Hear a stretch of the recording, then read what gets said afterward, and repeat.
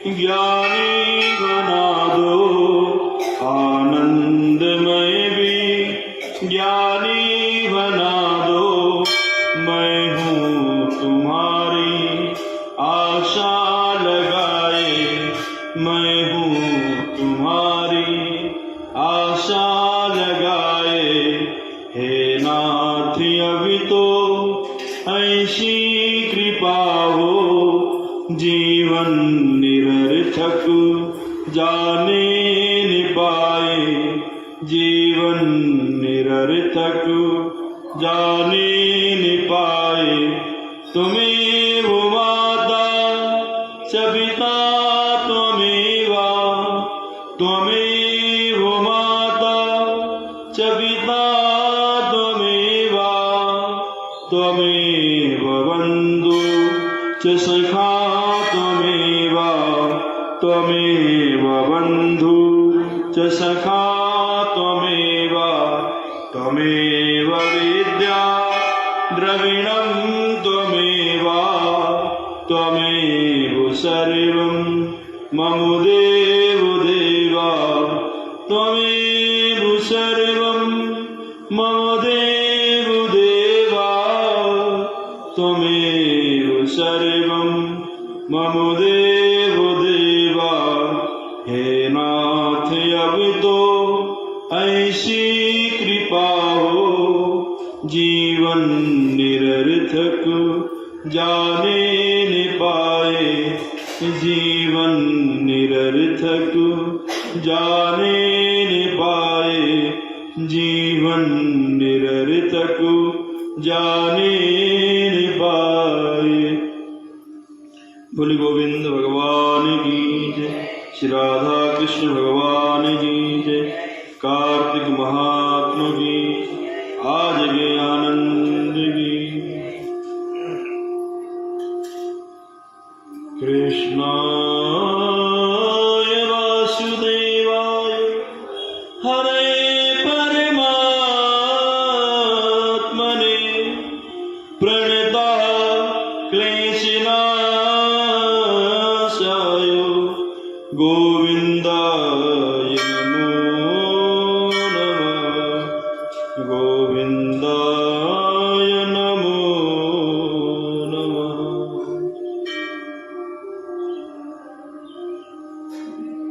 हम सभी लोग इस कार्तिक महीने के अंतर्गत कार्तिक महात्मा की कथा सुन रहे हैं। यह भगवान की हम सभी पर बड़ी ही अनुकंपा है, क्योंकि संसार में कुछ चीजें बहुत ही दुर्लभ होती हैं। संत समागम हरि कथा, तुलसी दुर्लभ दोय, सुतदारा और लक्ष्मी पापियों के घर हो। संतों का सम्मान, संतों का मिलन संगम, अच्छे लोगों का और भगवान की चर्चा, ये कहीं कहीं यदा कदा ही प्राप्त होती है।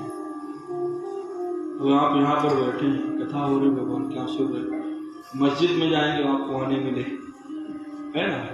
तो ये हर जगह नहीं मिलने वाली चीज। भगवान ने तो जैसा कह दिया है, नास्ति ऐसा रस वैकुंठे च कैलासे, वैकुंठ में भी नहीं है। भगवान के वहां लोग जाते हैं, भगवान के दर्शन करते हैं, लेकिन चर्चा नहीं होती वहां पर। चर्चा करने के लिए, वार्ता करने के लिए, संवाद करने के लिए धरती पर ही आना पड़ता है लोगों को। तो भगवान की कथा तो बड़े ही भाग्यशालियों को प्राप्त होती है। तो हम सभी पर विशेष रूप से भगवान की कृपा है, जिस कारण हम सभी लोग बैठ करके ये भगवान की नित्य कथाओं को थोड़ी चर्चा करते हैं, आनंद लेते हैं, वार्ता करते हैं। ये सब हर जगह प्राप्त नहीं होता है। जो विश्वनाथ भगवान के भक्त हैं, नित्य आते हैं प्रातःकालीन पूजा करने के लिए, उन पर तो बहुत विशेष ही कृपा है। हम सभी लोगों ने शायद कल 27 अध्याय सुन रहे थे, 28वां अध्याय है। तुलसी सेवा जागरण इसमें हमारा कुछ नहीं है, अरु प्रातः, तो हमने कब कहा आपका है? इसमें भगवान की तो कृपा बता रहे हैं, तो हम तो आपसे बोले नहीं कि आपकी कृपा है। हम तो कह रहे हैं भगवान की विशेष कृपा आप लोगों पर है, हम लोगों पर है। तुलसी सेवा जागरण अरु प्रातः स्नान, पांचों व्रत पूरन करो, उद्यापन देखो नाम। अभी तक आप लोगों ने कथाएं सुनी, बहुत लंबी लंबी चर्चाएं सुनी है ना, लेकिन आज जो है उस सब का सार बनाने जा रहे हैं। सूत जी ने कहा जो कथाएं 3 जगह पर हो रही हैं। पहली कथा कौन कह रहा है? भगवान श्री कृष्ण कह रहे हैं। किससे कह रहे हैं? सत्यभामा से कह रहे हैं। दूसरी कथा कौन कर रहा है? नारद जी कर रहे हैं। किससे कह रहे हैं? बताओ, आपको बताओ पूरी वही हाल है। रामायण पूरी हो गई, रामायण तो पूरी हो गई, लेकिन पता नहीं चला राम कौन था, रावण कौन था। दूसरी कथा जो है नारद जी कह रहे हैं और पृथ्वी जी महाराज सुन रहे हैं। और तीसरी कथा एक और हो रही है, यहां नहीं, यहां तो हो ही रही है। एक श्री सूत जी महाराज कह रहे हैं और 88,000 ऋषि मुनि नैमिषारण्य की पावन भूमि पर बैठे हुए हैं, वो सब श्रवण कर रहे हैं। उसी कथा में हम लोग भी सम्मिलित हैं। नैमिषारण्य क्षेत्र में देखो पहले कितना ये हम लोगों का बड़ा भाग्य है कि भगवान ने सबसे पहले तो हम लोग को जन्म कहाँ दिया? भारत भूमि में दिया। भारत भूमि के बाद भगवान का जो हृदय क्षेत्र है, जो नैमिषारण्य क्षेत्र है, ये हम लोग क्षेत्र जो है नैमिषारण्य क्षेत्र ही लगता है शास्त्रों के अनुसार, है ना। नैमिषारण्य क्षेत्र में दिया और फिर भगवान की सेवा मिल जाए, कथा मिल जाए, इससे अच्छा और क्या हो सकता है। तो जो तीसरी कथा है वो नैमिषारण्य के पावन भूमि पर हो रही है। श्री सूत जी कहते हैं, ऋषि जो मैंने आपको भुक्ति और मुक्ति देने वाला जो व्रत का महत्व है वह मैंने सुनाया। विशेष रूप से भगवान नारायण को प्रसन्न करने के लिए कार्तिक में व्रत सभी को करना चाहिए। व्रत केवल मात्र, हम बहुत पहले बता चुके बात को, व्रत केवल मात्र भूखा रह करके ही नहीं होता है। यहाँ भूखे रह लिए व्रत हो गया। भूखे रहने से केवल मात्र व्रत नहीं होता है, व्रत कई प्रकार के होते हैं। भूखे रहिए यह एक व्रत है, परंतु इसके अतिरिक्त आपने आज विचार कर लिया, कोई गलत काम छोड़ दीजिए। भाई आज के दिन हम जो है बेईमानी नहीं करें, आज के दिन हम झूठ नहीं बोले, झूठ ना बोलने का व्रत ले लिया आपने आज के दिन, वो भी आपका व्रत ही है। आज से आज हम किसी की चुगली नहीं करेंगे, ये भी आपका एक व्रत ही है। आज हम मतलब कोई गंदा काम नहीं करेंगे, ये भी आपका व्रत ही है। ये सब व्रत नहीं आते हैं। कोई दिन, किसी दिन, एक दिन आप जो न करने योग्य कार्य हैं उनको ना करें, वो भी व्रत ही है। आपने कहा आज हम मौन रहेंगे, ये भी आपका मौन व्रत हो गया, है ना। तो ये सब व्रत नहीं आते। केवल मात्र भूखा रहना ही व्रत नहीं होता है, व्रत कई प्रकार के होते हैं। तो इसमें 5 व्रत बताए गए हैं। पहला व्रत जागरण, जागरण करना है। कार्तिक व्रत में पहला व्रत है जागरण, और दूसरा व्रत है प्रातः काल स्नान, जल्दी उठना, सूर्योदय से पहले उठ जाना, 2.5 घड़ी पहले, 2.5 घड़ी मतलब 1 घंटा पहले, जब सूर्योदय होता है उससे 1 घंटा पहले उठ जाओ, उसे कहते हैं ब्रह्म मुहूर्त। तो ब्रह्म मुहूर्त में उठकर के स्नान करना, यह भी आपका एक व्रत है। दूसरा व्रत है तुलसी सेवा, तुलसी की नित्य सेवा करना, सिंचन करना, उसका निराई गुड़ाई करना, तुलसी का पौधा लगाना, जल देना, ये सब व्रत में आता है। और चौथा आपका व्रत है उद्यापन, और 5वां व्रत है आपका दीपदान। 5 प्रकार के व्रत बताए गए हैं। कार्तिक में 5 प्रकार के व्रत करने चाहिए। जो मनुष्य चाहता है कि सब पापों से मेरे पाप जो है खत्म हो जाए, हमारे दुख जो है सब समाप्त हो जाए और हमारी समस्त इच्छाएं पूरी हो जाए, तो उसे कार्तिक का व्रत अवश्य ही करना चाहिए। अब आप लोग समझ तो गए मेरी बात को, हम क्या कहना चाहते हैं। केवल आप बस भूखा रहना मत समझिए, हमारा व्रत के भूखे रहेंगे 1 महीने तो ही हमारा व्रत पूरा होगा, बाकी सब कार्य जैसे वैसे चलेंगे, तो ये व्रत आपका नहीं है। आप भूखे रहिए, लेकिन भूखे के साथ साथ में काम, क्रोध, मद, लोभ, ईर्ष्या, द्वेष, इन पर भी विजय प्राप्त करने की कोशिश कीजिए, जो आपके भगवत मार्ग में बाहर डालने वाले हैं। श्री सूत जी महाराज से ऋषियों ने पूछा, महाराज मुझे बताओ, यदि कहीं शरीर रुग्ण हो जाए या हम कहीं अन्यत्र चले जाएं, भटक जाएं, कहीं फंस जाएं, तो क्या करें? कार्तिक व्रत तो छूट जाएगा, हम पूजा कहाँ करेंगे जाकर के? व्रत कैसे संपन्न करेंगे? क्योंकि ऐसा उत्तम व्रत कठिनाई में भी त्यागने योग्य नहीं होता है। सूत जी कहते, ऋषि आपने बहुत सुंदर प्रश्न किया। इस व्रत का संकल्प लेकर मनुष्य विष्णु अथवा शिव मंदिर जाए, अगर आप कहीं बाहर हैं तो, अथवा इनके अभाव में कोई भी अन्य देवालय है, मान लो लक्ष्मी भगवान विष्णु जी का और भगवान शिव जी का मंदिर नहीं है, अन्यत्र कोई देवालय है, तो वहां भी जा सकते हैं, कोई दिक्कत नहीं है। देव स्थान पर जाकर के जागरण करें, धन कीर्तन करें, पूजन करें। यदि ये भी उपलब्ध न हो सके, किसी कठिन वन में आप फंस गए हो, वहां पर मंदिर भी नहीं उपलब्ध है, तो आप तुलसी के वृक्ष के पास में जाएं, वहां पर भगवान का पूजन करें, अर्चन करें, वंदन करें, जागरण करें।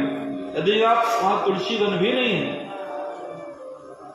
तो पीपल का वृक्ष हो, बरगद का वृक्ष हो, वहां पर जाना चाहिए और वहां पर बैठ करके भगवान विष्णु सहस्त्रनाम का पाठ करना चाहिए।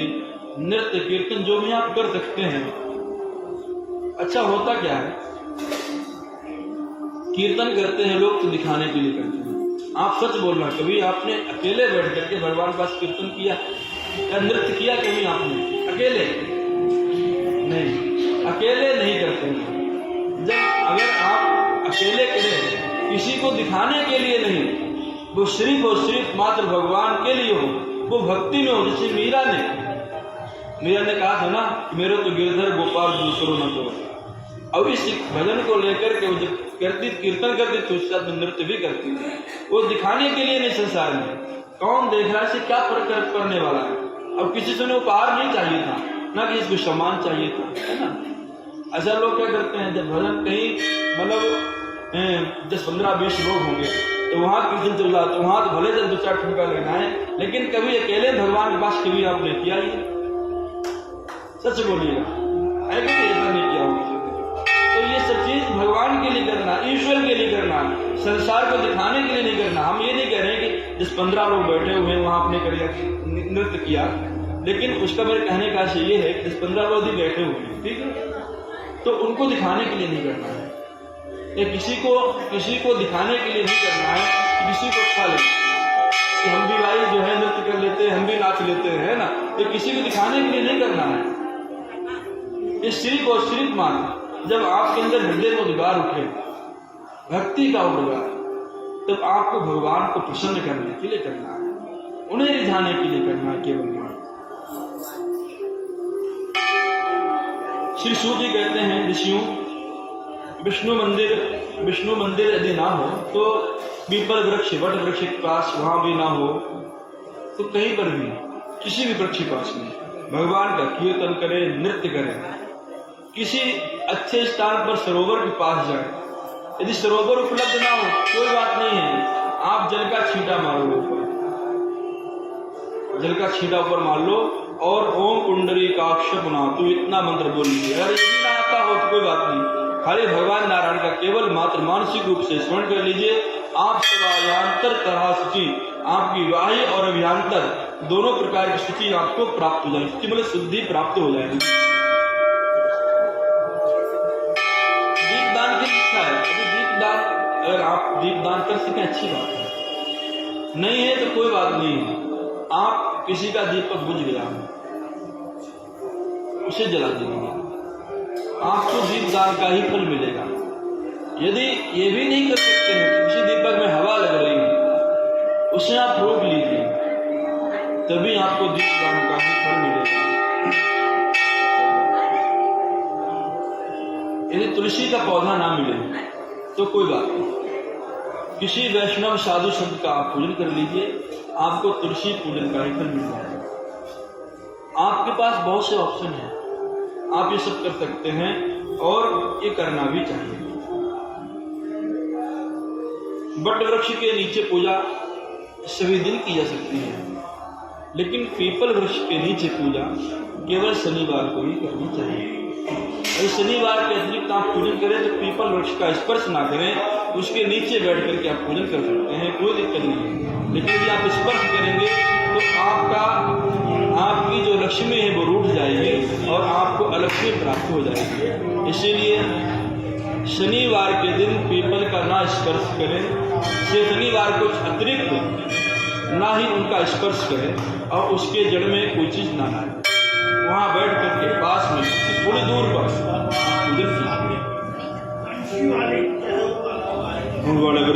बल पीपल पूज है गौ विप्र समान, पीपल विष्णु रूप है बड़े शंकर भगवान। ऋषियों ने पूछा है महाराज आपने बरगद और पीपल का बहुत महत्व बताया है, ऐसा क्यों, इनका पूजन क्यों करना चाहिए?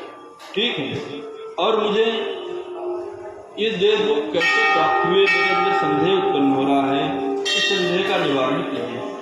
सब वृक्षों की पूजा इतना महत्व नहीं है, इतने पूजनीय नहीं है जितने कि पीपल और बरगद पूजनीय है।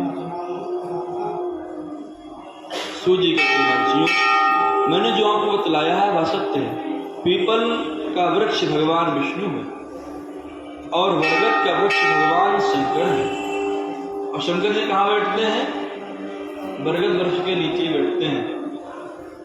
जब भी शिव पुराण पढ़ेंगे ना तो विशाल बरगद का वृक्ष था, तो विशाल बरगद वृक्ष के नीचे भगवान शंकर जी हमेशा विराजमान होते हैं। देखना भगवान के विष्णु भगवान की जटाएं नहीं है ना, तो पीपल में जटाएं आती हैं नहीं, लेकिन बरगद वृक्ष में भगवान शंकर की जटाएं निकलती हैं, वही है।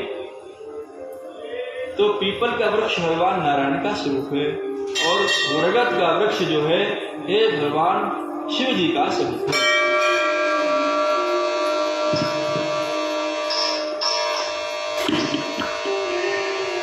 और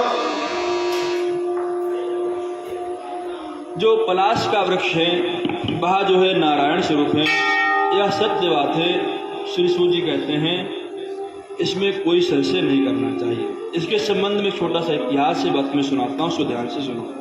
किसी समय उत्तम वन में भ्रमण करते हुए शिव पार्वती हास विलास करते हुए वन में मनोविनोद कर रहे थे। उसी वक्त देवताओं में ऐसा मन में विचार आया कि चलो चलते हैं और भगवान शिव जी को परेशान करते हैं। चलकर परेशान विचार करके सब देवता जो थे वो सब के सब भगवान शिव जी के पास आए और भगवान के हास्य विलासी मनोविनोद माता पार्वती के साथ में शिव जी कर रहे थे, विघ्न डालने लगे। कभी कुछ करें, कभी कुछ करें, कभी उधर से फूका मार दें, कभी कुछ, मतलब इस प्रकार से जो थे हास्य विलास में उनके बड़े विघ्न डालने लगे। माता पार्वती को बड़ा कष्ट हुआ। अरे ये विषय भोग का ज्ञान तो पशु पक्षी भी रखते हैं, कृम कीट आदि भी रखते हैं, छोटे छोटे जो कीट आदि हैं वो भी रखते हैं, अपनी मर्यादाओं का उल्लंघन नहीं करते। लेकिन ये तो देवता होकर के बताओ, पहले ये मर्यादाओं को भूल गए, मर्यादाओं का उल्लंघन करने लगे। उनको तो श्राप देना चाहिए, सब देवताओं को श्राप दे दिया। अरे देवताओं तुम सबके सब जड़ हो जाओ, तुम्हारी बुद्धि तो जड़ जैसी है, तुम्हें थोड़ा भी ज्ञान नहीं है। तो देवताओं को उन्होंने श्राप दिया। लेकिन देवताओं में तो देवताओं के महादेव, देवों के देव महादेव, सबसे पहले उनको श्राप लगने वाला था वो। तो देवताओं के साथ साथ में महादेव भगवान नारायण और ब्रह्मा जी वो भी सब के सब जड़ हो गए। तो जब ये जड़ हुए तो भगवान नारायण पीपल का वृक्ष बने और भगवान शिव जी बरगद का वृक्ष बने, ब्रह्मा जी पलाश का वृक्ष बने। इस प्रकार क्रमशः ब्रह्मा विष्णु महेश ये सब के सब जड़ हो गए। और इसके पीछे कहानी और है कि पीपल वृक्ष का स्पर्श शनिवार के अतिरिक्त अन्य दिन क्यों नहीं करना चाहिए, वो आपको कल बताएंगे। और कल इसी शब्दों के साथ में जो है कथा का समापन भी करेंगे। बोले गोविंद भगवान की। हाँ, तो आज कल 30वां अध्याय है, कल तो खत्म हो जाएगा।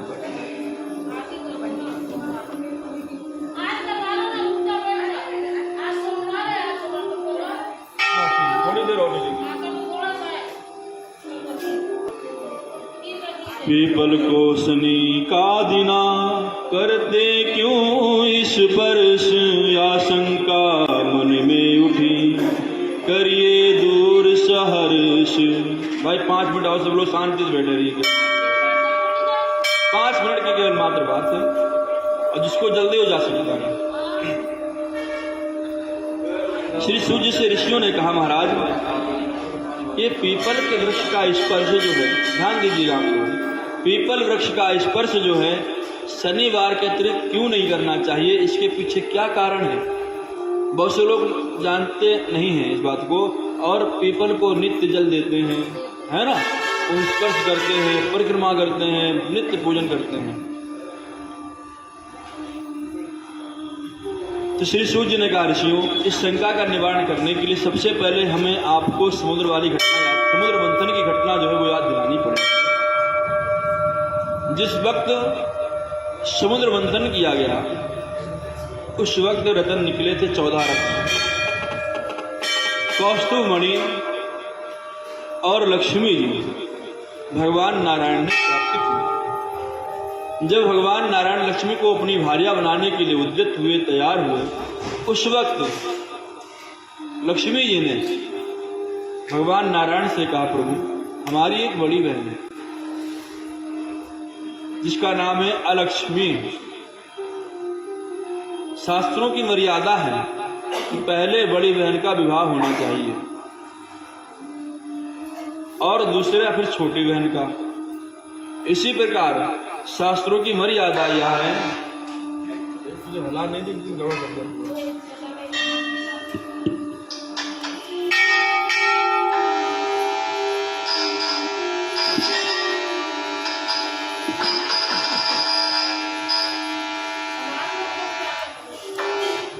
इसी प्रकार की मर्यादा यह है, यदि बड़ा भाई है तो छोटे भाई का विवाह पहले नहीं करना चाहिए, इससे दोष लगता है।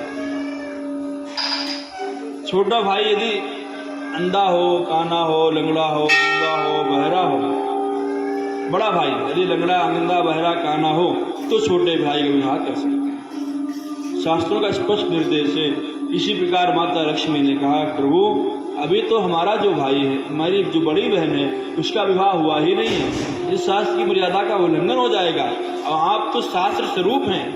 भगवान नारायण ने कहा, यदि जब तुम्हारी बड़ी बहन कुंवारी है तो पहले मैं उसका ही विवाह कराऊंगा, चिंता मत करो। और उसी वक्त उन्होंने उद्दालक नाम के ऋषि को बुलाया, उनसे अनुनय विनय की और उनके साथ में अलक्ष्मी का विवाह कराया। जब वह अलक्ष्मी को लेकर के अपने आश्रम पर पहुंचे तो वहां पर वेद की ध्वनि हो रही थी, मंत्रों का उच्चारण हो रहा था, स्वाहाकार चारों तरफ, स्वाहाकार, स्वाहा स्वाहा स्वाहा सुनाई पड़ रहा था।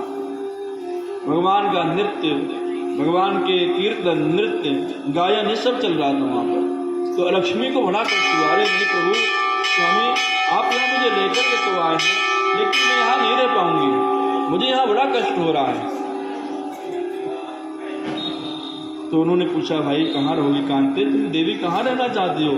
स्वामी मैं तो ऐसी जगह रहना चाहती हूँ जहाँ पर स्त्री और पुरुष में कला होती है, जहाँ पर मदिरा का पान किया जाता हो, जहाँ पर जुआ खेला जाता हो जहाँ पर हिंसा होती हो, जहाँ पर गऊओं का वध होता हो, जहाँ पर मछली और मुर्गा, अंडा ये सब खाया जाता हो, मैं वहां पर रहना अपना यथास्थान योग्य समझती हूँ, मुझे वहीं पर ले चलो। तो दालक ने कहा, अरे कांते देवी, अभी ऐसा करो, थोड़ी देर तुम ठहर जाओ। और उसे पीपल वृक्ष के पास में बैठा दिया कि तुम थोड़ी देर यहाँ पर बैठो, मैं तुम्हारे लिए उपयुक्त स्थान खोज करके आता हूँ, और जब मिलेगा तब तुमको मैं यहाँ से लेकर के जाऊंगा। उस वक्त वह उद्दालक ऋषि जो थे स्थान खोजने के लिए चले गए। स्थान खोजते खोजते काफी दिन बीत गए, लेकिन वो स्थान उन्हें नहीं प्राप्त हो पाया उस वक्त, क्योंकि सतयुग की बातें हैं। तो वह स्थान उनको प्राप्त नहीं हुआ, तो परेशान हो वो अपने चुपचाप अपने आश्रम पर चले गए।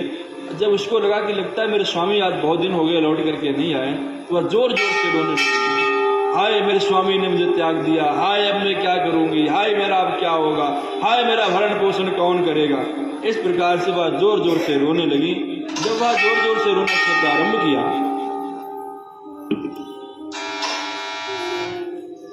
जब उसने जोर जोर से रोना प्रारंभ किया, तो उसी वक्त लक्ष्मी को बड़ा कष्ट हुआ। देखो तो मेरी बड़ी बहन रो रही है और मैं सुखपूर्वक रह रही हूँ। तो उसने माता लक्ष्मी ने भगवान नारायण से कहा, प्रभु मेरी बहन बहुत परेशान है इस वक्त, और उसके दुख का आप निवारण कर सकते हैं, आप चलिए। तो भगवान नारायण लक्ष्मी की बात मान करके लक्ष्मी सहित अलक्ष्मी के पास में आए और कहा, देवी तुम क्यों रो रही हो। तो उसने कहा, मेरे स्वामी ने मुझे त्याग दिया है, अब मैं कहाँ जाऊंगी। उन्हें कि बस चिंता मत करो, यह मेरा ही स्वरूप है, यह वृक्ष मेरा ही स्वरूप है, तुम इसी का आश्रय ले लो। लेकिन आज दिन शनिवार है, तो इसीलिए मैं चाहता हूं कि आज के दिन जो भी पूजा करें उसके घर तुम्हारी बहन विद्यमान रहे, मतलब लक्ष्मी जी विद्यमान रहे, और अन्यत्र सब दिन यदि आपकी पूजा करते हो आप उसके घर विद्यमान हो जाए। तो जितने अन्य दिन हैं पीपल में, वो उस दिन अलक्ष्मी का निवास होता है। यदि आप पूजा करोगे तो लक्ष्मी को प्राप्त होगी, लक्ष्मी आपके साथ में लग जाएगी। अरे शनिवार को पूजा करेंगे तो जो है फिर वह स्थान लक्ष्मी जी को प्राप्त है, और लक्ष्मी जी आपके यहाँ पहुंच जाएंगी।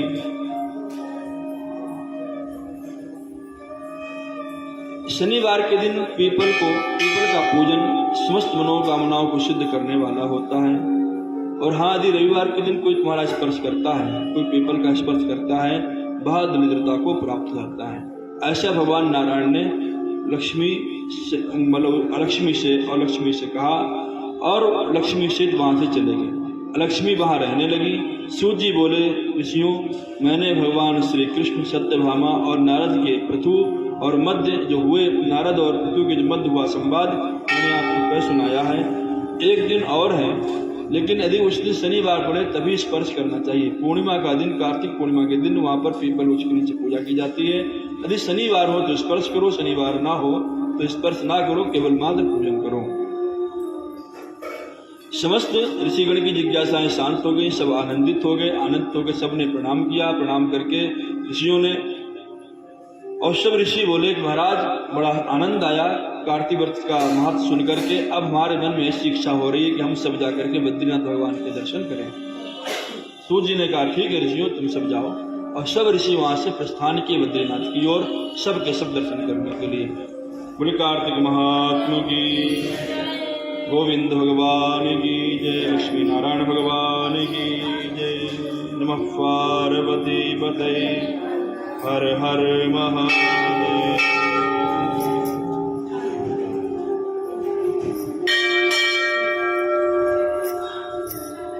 ओम जय जगदीश हरे, स्वामी जय जगदीश हरे।